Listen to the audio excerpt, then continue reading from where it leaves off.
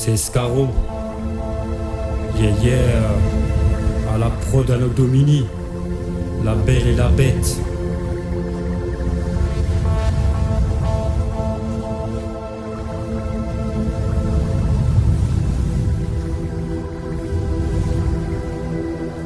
Son amour des enfants est devenu terrifiant. Il a décidé de passer à l'action, il a enfin trouvé le cran.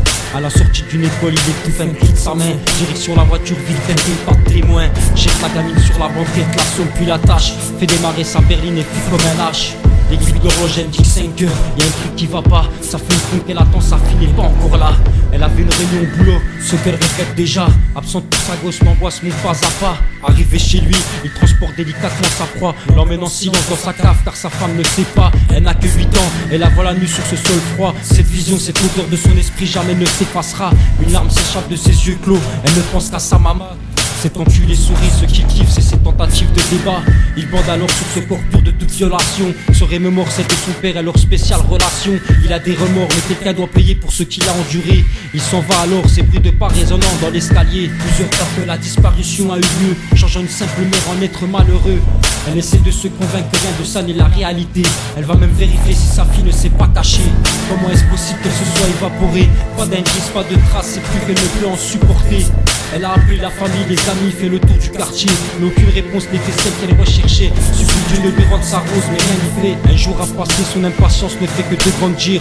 Ce soir il est seul chez lui et ses pensées lui fait plaisir. Il a réfléchi à tous les sévices qui s'apprêtent à lui soumettre.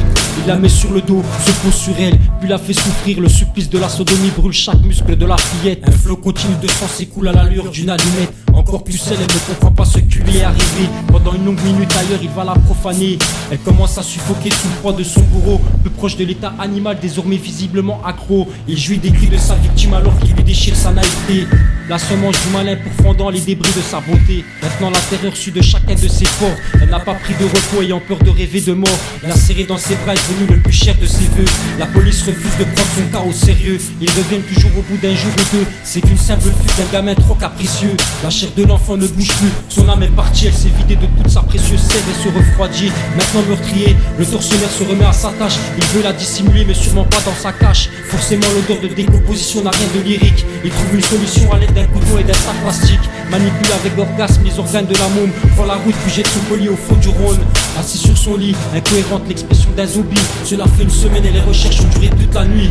La fatigue n'est pas sa priorité, sachant son être cher en danger. Folie et rage se délectent de cet esprit tourmenté. L'espoir se meurt à petit feu mais pas sa culpabilité. L'érêtement se fait sentir, elle n'a toujours pas mangé. Puis son téléphone sonne, son optimisme refait surface. D'une voix lointaine et il est intéressé à un flic lui jette à la face qu'un homme faisant partie d'un réseau de pédophilie a été arrêté à son domicile en possession de photos de sa fille. Cette mère tomba au sol en pleurs et remplie de douleur, car elle ne retrouvera pas sa fillette, qu'elle ne pourra plus la serrer dans ses bras. Elle peut remercier ce putain de commissariat qui n'a pas été là, qui ne l'a pas pris en parole quelques jours plus tard. Il retrouva cette femme pendue avec une photo de sa fille dans sa main. Il lui sera retrouvé une lettre à ses pieds où il sera marqué: je vais rejoindre ma fille dans l'au-delà, car elle a besoin de moi.